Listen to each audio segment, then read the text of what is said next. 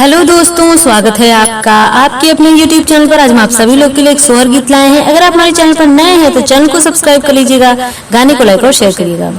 कोठ के ऊपर कोठरिया ता चनना के वाड़ी लागल, चनना के वाड़ी लागल हो। बहिनी से ही चढ़ी सोई श्री रामचंद्र, गोहने शीतल रानी बेनिया डोलावाई हो। बहिनी से ही चढ़ी सोई श्री राम, गोहने शीतल रानी बेनिया डोलावाई हो। किया स्वामी कानीस को तरदाय जकम पाए, उदाय जकम पाए हो। स्वामी कवने अवगुणवा के कारण मुख्य नाही बोले, मुख्य नाही बोले हो। स्वामी कवने अवगुणवा के कारण मुख्य नाही बोल्या, मुख्य नाही बोले हो। नहीं तू हो कानीस को तरदाहे जलाख पायु, दाहे जलाख पायु हो।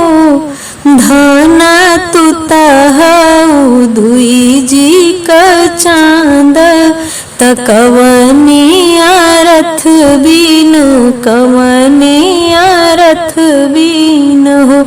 धना तू तहु दुई जी का चांद, तकवने रथ बीन, कवने रथ बीन हो।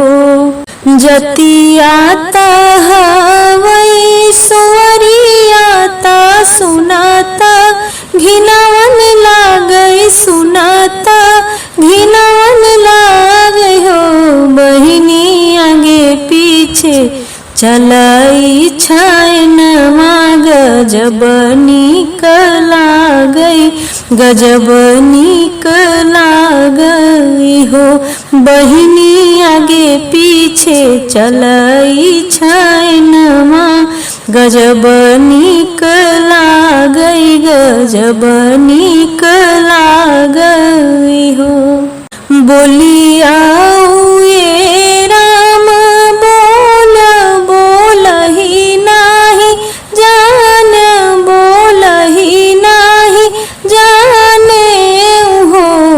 राम दुनिया में बाटी बजनिया, हम ही एक नाही, हम ही एक नाही हो।